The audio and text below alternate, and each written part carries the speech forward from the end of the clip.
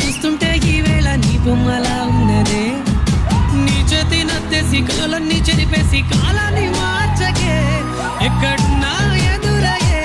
నీ సన్నజాతి నవ్వులే సక్కనైనా సొగసులే నాకిచ్చి స్వర్గంలో బంధించవే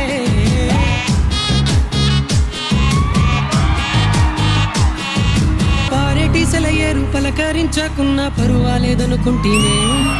ప్రాణం కన్నా నువ్వు ఎక్కువ అంటున్నా పట్టించుకోవెందుకే